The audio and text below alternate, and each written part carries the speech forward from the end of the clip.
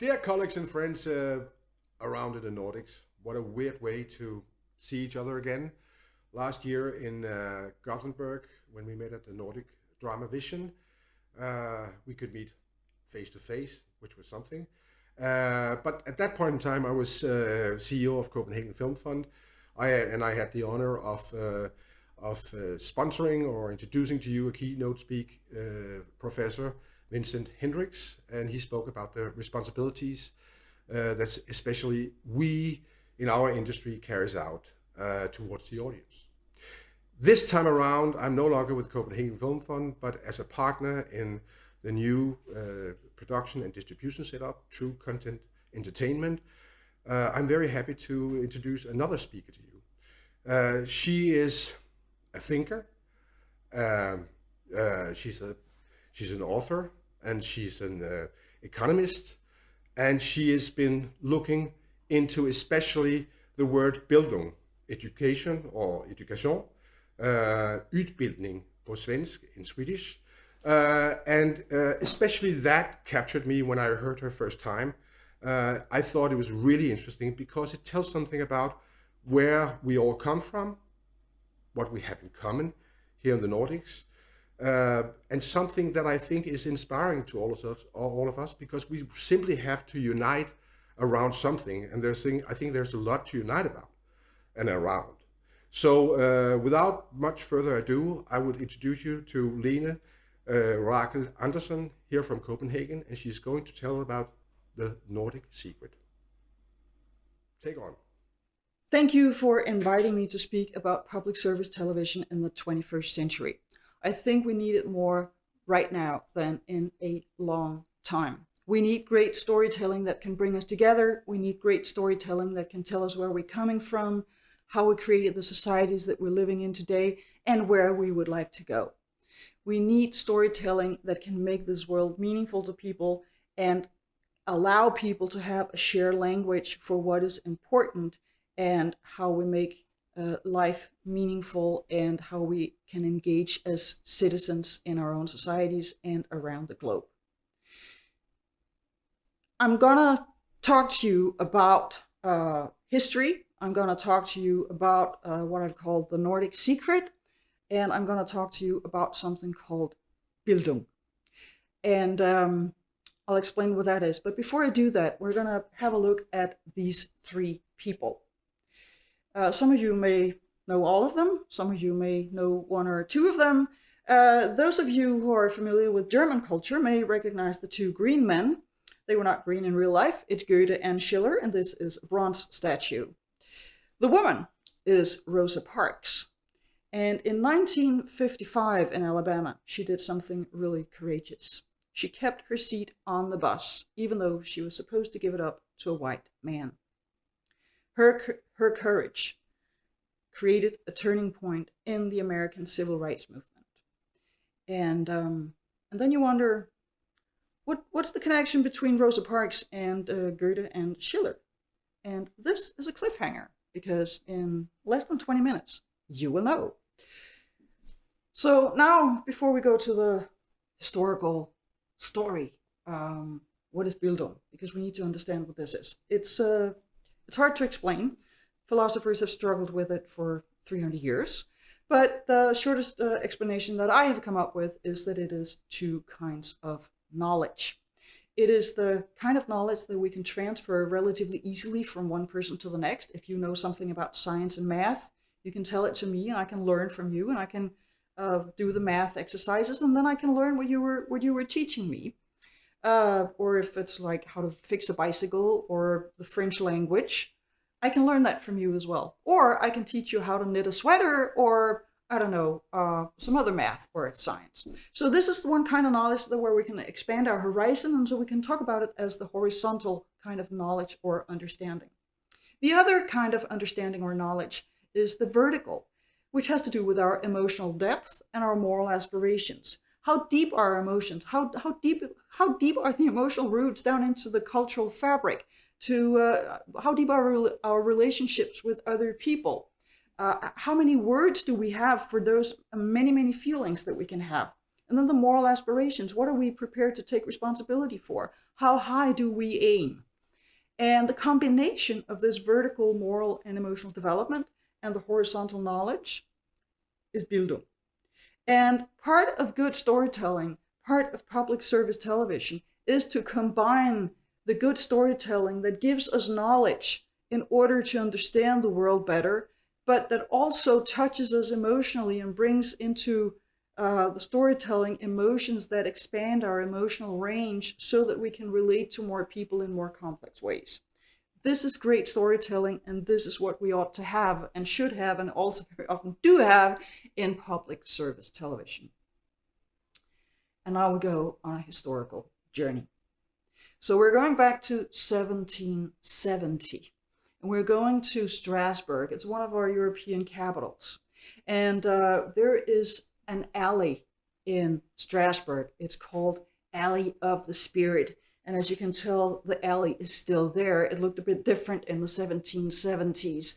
If we zoom out and look at the pier where the alley is, here, where you can see the red square, used to be an inn, and it was called the Inn of the Spirit. And in the fall of 1770, two young men hung out here together. And they were angry young men because they were living in a feudal society where they did not have any real career opportunities. And they were part of the bourgeoisie, so they were squeezed in between the aristocracy and the third estate, the peasants, who did not have any political rights or privileges. And they were, they couldn't really do anything for themselves or their life situation. And so they were frustrated, and they were living in these little ring-walled cities in the Holy Roman Empire. And what they realized was that there's something bigger than these cities. And there's something that connects us as a people. It has to do with language and storytelling and folklore. There's something that is the spirit of a people, and it unites us. It allows us to be meaning-making together. They use some other words, but that was what they were talking about. And 4 years later, they were there, they hung out together for 2 weeks, then they moved on. And 4 years later, they both published, each of them, a book. The older of the two was the philosopher Herder, who wrote a book about Bildung and how we grow as people throughout life. And the other one was Goethe, who wrote The Sufferings of Young Werther. And he became a rock star overnight with this letter novel, because he described that was the vertical emotional knowledge that he managed to share in a novel about the frustrations of being a 24-year-old young man in this feudal society. And so this novel, it was like spread like a wildfire across Europe. So that was great storytelling, and it brought Goethe to the attention of a lot of people, and he became like a youth idol. Then we go to 1776, and we're going to Weimar, and you can see on the map where that is in case you didn't know. And in Weimar, there was a duchess. She was a female leader, and there were not a lot of those back in those days, and the two young guys next to her are her sons. And when the youngest son reached the age of majority and was taking over the duchy of Weimar, he needed to put together a cabinet. And who did he hire to become one of his cabinet ministers? A young legal scholar named Goethe. Same Goethe. He was he studied law. So besides writing this poetry and the novel, he actually became one of the cabinet members in Weimar. And now he was in charge of the agenda of the Duchess, Anna Amalia, and this young duke who took over the duchy. They wanted to create in Weimar, more specifically in the university town Jena, a hotspot for thinking, for philosophy, for the arts, music, and science. And Goethe was in charge of this. And who did he bring in? Herder, of course, his good old friend from those 2 weeks in Strasbourg. He also brought in a young poet named Friedrich Schiller. And while they were in Jena and started creating all kinds of interesting art and storytelling and poetry and science and philosophy, we get to 1789, and the French Revolution. And across Europe, there's like, wow, finally, the bourgeoisie are like ecstatic because finally one of the tyrants fell. And now they were hoping for political freedom. But what happened? A bloodshed. It was horrible. I mean, they were just shocked and appalled because how could the French not handle political freedom? How could they turn this fantastic opportunity into a bloodbath instead of political freedom? And here's where Schiller starts exploring Bildung. And he says there are three kinds of people. They're the people who are in the throes of their emotions, and they cannot handle political freedom because they're not free themselves. The emotions are controlling them. Then there are the people of reason, and they take their guidance from the reason and rationale of society around them, so they're not free either, and they cannot handle political freedom because during a riot, when these emotional people start rioting, they're just going to do like they do, and so you can't trust them with political freedom. The only people who can handle political freedom are the free, moral people who have transcended their own emotions and have transcended the norms of society by reconnecting with their emotions, and therefore can have an inner moral compass telling them what is good or bad, right or wrong, and who can handle political freedom. And Friedrich Schiller is the only thinker that I have come across who connects this inner vertical development and the knowledge of the world that we're living in and connects it to our ability to handle political freedom. So this is Bildung, and this is Bildung that relates to society. Now we're going to Denmark in 1789, same year as the French Revolution.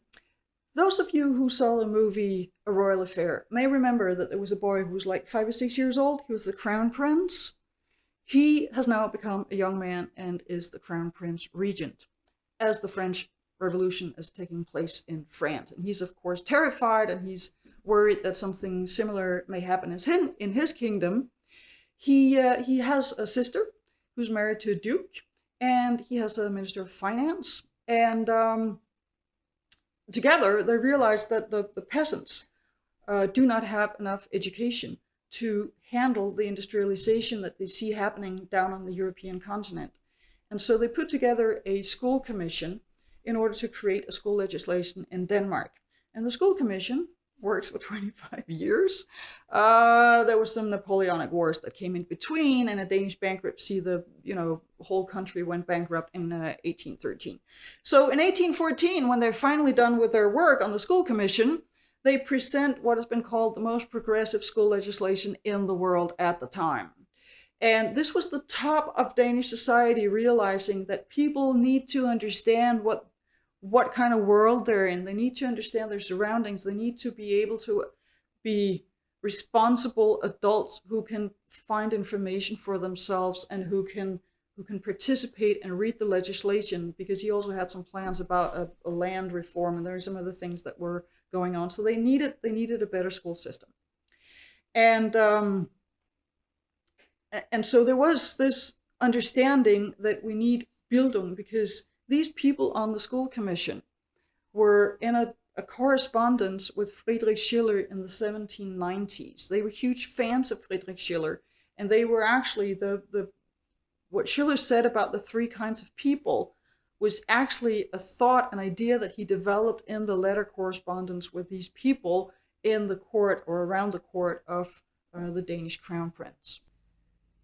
So now we're getting to a bit of geopolitics. Most of you probably know what Denmark looks like. Here's a map of part of it. And what's interesting here is the area that is bright red, brownish, and yellow, because it's two duchies, and they're called Schleswig-Holstein. And they used to have, or still have actually, an ethnic Danish population and an ethnic German population. And in the early 1800s, when what Goethe and Herder were talking about, the spirit of the people, when this whole new thing of the nation state was emerging and you needed a bourgeoisie and a population that understood who they were, the sense of identity, national identity, was emerging. And in Denmark, there was a huge fear that the ethnic Danes would become be part of Germany if Schleswig-Holstein was to become German. And to make a long story short, there was almost a civil war emerging, but there was also a huge interest in making these young farmhands in Schleswig-Holstein understand that they were Danish. And so there was a pastor named Grundtvig who came up with an idea for a folk high school for the people, not just for the bourgeoisie who had their high school and university, but for the farmers who had now for a generation or so had this progressive school that they went to, thanks to the Crown Prince and his school commission. Now they also had the chance of going to a folk high school where they were supposed to learn Danish history, who they are as a people, Bible studies, literature, some art, some new singing, music, and also the latest agricultural techniques and science. So the first of these folk high schools opened in 1844. You can see a picture here. It was so expensive that only the richest farmers' sons could afford to go there, and it wasn't really a great success, but there was a huge debate about what does it mean to be a country and what does it mean to be a people. And in this process, the Danes were also fighting to get a liberal constitution and get rid of the absolute monarchy. Of course, the monarch were not so interested in that, but the bourgeoisie kept pushing. In 1844, these two conflicts about Danishness and the constitution ended up in a mess of a war in Schleswig-Holstein that lasted from 1848 to 1851, while we got a constitution in 1849. And so the sense of Danishness and the Bildung that went into learning what does it mean to be a citizen, what does it mean to have a country, what does it mean to be a people, was all tangled up. In 1851, the war ended in an armistice, and people were like, why, how are we going to handle this democracy? And so there were more folk high schools started. It was a modest success. Nobody had really figured out how to do it right. But there was a young teacher, and he was a school teacher, had worked with children, and he realized that whenever he taught the kids what he was supposed to teach them, they did not pay attention. But when he told them stories, they would listen. And once he had their attention, he could start talking to them. And he realized that if he made one of those folk high schools for young adults, the 18-year-olds to 25-year-olds, and told them stories and got their attention, then maybe he was onto something. So he started his own folk high school. His name is Christian Kold, and he started a school in this building. And you can tell it's more modest than the first folk high school. And so what he did was he got, I think he had like 15 or 20 young men starting in November of 1851. And then he started by reading heroic novels or telling them stories. And once he had their attention, he started asking them questions. And that was radical. Nobody ever, asked a young farmhand anything back in those days. And he also let them ask questions. And then when they had asked questions, they were also interested in the answers. And then he could start teaching them. So this radical question, dialogue-based education, it became incredibly popular with these young people, and it transformed them. It gave them that vertical development, but also horizontal development. It gave them Bildung. It was a hard sell for those, the concept of these folk high schools. But then we got into another war with Prussia over the Schleswig-Holstein area in 1864. Bismarck was on the other side, and he, trashed us completely. And we lost Schleswig-Holstein to Prussia.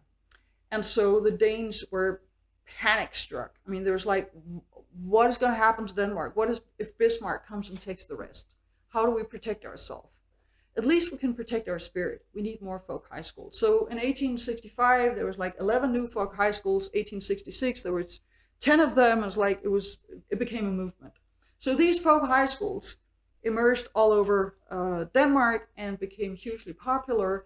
And when we get to 1900, it was about 10% of the annual cohort who had been to one of these folk high schools and had created a sense of who am I, where am I coming from, where should I be going, learning their cultural heritage, and also becoming empowered to become free moral people and conscientious citizens. And this is what storytelling can do, and it is what conversation can do. An interesting detail regarding this is that, so does this, storytelling, nah, do we really need that? Questions, conversations, do we really need that? Yeah, we do, because the counterexample is that Bismarck, he was afraid that in Prussia or Germany, that was his whole war project, that was uniting Germany. He was afraid that if the workers knew too much, they would create a revolution. So in 1871, he shut down the workers' Bildung associations, their evening classes, their lecturing societies, and so forth. And they were only allowed to keep sort of harmless cultural events and classes that would upgrade their professional skills. And if they had any kind of lectures, there was to be no Q&A afterwards. Nobody should ask questions. They should just go straight home. And here's the interesting difference. The Prussian philosophy, Bismarck's philosophy, was if the workers know too much, they will create a revolution.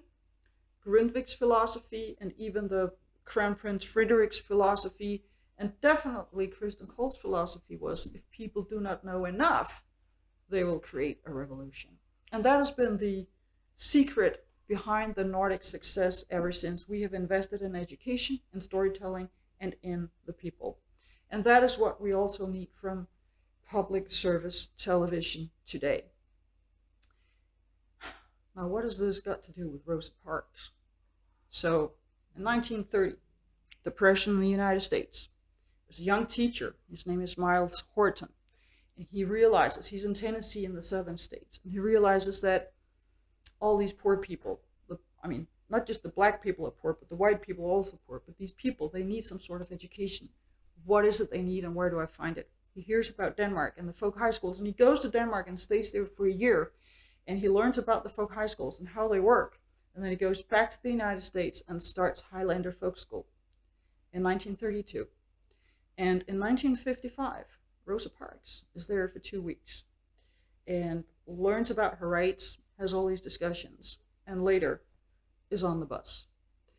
And she said that if it hadn't been for those 2 weeks at Highlander Folk School, she would not have had the moral courage to keep her seat on the bus. At the Highlander Folk School, they also collaborated with people like Martin Luther King Jr. and John Lewis, who died last year, was also one of the people at the Highlander Folk School. And that is the connection between Goethe and Schiller and Rosa Parks, and the civilization that we have managed to create, and the storytelling that we need, and the public service television that we need. Television came later, and so did public service television, but the ideas behind this is that we need storytelling that tells us who we are, that allows us to expand our horizon, and that allows us to connect emotionally with where we're coming from and who we are and with each other. And public service television, this is your hour, this is your time, this is now. We need stories that can make us smarter, not dumber, but wiser. And we need some storytelling that can unite us and take us safely into a better future than the riots and the confusion that we're in right now. Thank you. Thank you. Okay, so many thoughts. One of them is, here we are talking so much about how to get the attention of 18 to 25-year-olds, and the answer has been known for over a century. You tell them stories and you ask them questions. Good morning, Lene. Good morning. This was fantastic. We don't have a ton of time, so I'm just going to throw some questions at you first. In this year's Nostradamus report, which is released later today, we are observing that this industry will need to pay a little bit less attention to the streaming wars, maybe, and a little bit more to the reality wars, the struggle for truth between liberal democracies and authoritarian populist movements. But if the audience doesn't even agree on what's true, how do we tell them stories about reality? And if the media landscape is polarizing, can public service actually really reach all the audience groups? I think good storytelling will always reach the audience. And if you want to tell stories that correspond with reality and history as it actually unfolded, talk to some of the researchers. We have historians at the universities. There are great books out there. So one thing that I learned from writing the Nordic Secret, that's a book that I wrote, and my lecture is based on that. I mean, just reading the sources was so exciting, and I got to know these characters like Goethe and Schiller and Grundtvig, and they had their struggles and they had their lives, and it was hard to actually keep the book at the 500 pages. So there's so much material out there. This connection between this Bildung project and nation building, this idea, what is it to be a country, that of course is actualized as part of these same conflicts. And I think in this industry we often move around and live in a very international and cosmopolitan way, but a lot of people of course don't necessarily, and we are all struggling with this, like what is a country, what is a local identity, and what is it especially now, what is it if it isn't based on sort of toxic fantasies about hereditary ethnic inner qualities. Do you see a role for television in this discussion, or for fiction even? Oh, absolutely. I mean, first of all, stories are always, good stories are local one way or the other. And there's always an environment. And one thing that I've always really admired American TV series for is the way that they use the cities or the place in which the story takes place. So stories always has a location. But the conflict that we sort of see right now between the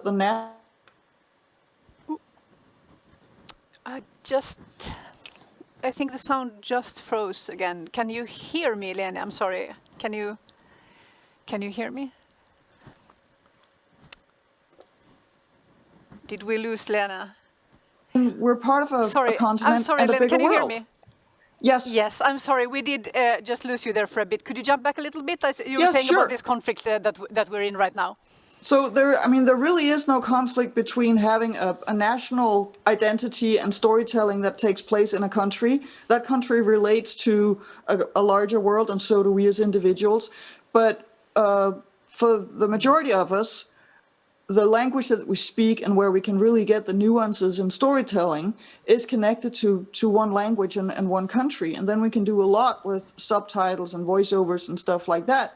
But I don't see a conflict between telling great stories that take place in one country and relate to that country's history, because those countries also have relationships to other countries, usually through wars and conflict. But we could be better at, for instance, telling the same stories from the perspective of two different countries. I mean, what an interesting story it would be if the development of democracy in the 1800s in the three Scandinavian countries, or also including Finland and Iceland for that matter, was told from all five perspectives. And we could see all five stories. Yeah, and also, of course, good storytelling is never black and white. You're supposed to have all of those perspectives. Now, we're running out of time, but public service has always, of course, been very invested in this project, but broadcast media have, because of their technology, always been top-down. And TV drama is not a great medium for asking questions directly of the audience. So do you have any, just like very briefly, ideas, if we're working with TV drama, how do we get a two-way communication with our audience? I mean, tell the stories as top-down, that's the best storytelling. Or make computer games, and then have people join, conversation channels like Zoom or other places where people can meet and learn from each other and share their perspectives on what they've been watching. So I think it's a combination. Thank you very much. And that's very practical. And of course, immediately I start thinking, yes, and we could be so much better at doing that earlier on in development, of course, and so on. And we could have it across borders. Yeah.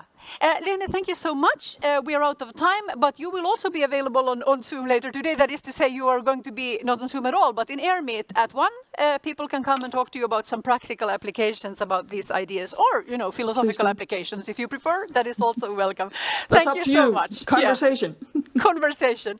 All right. Thank you so much, Lene. So that sets us up with some big values for the day.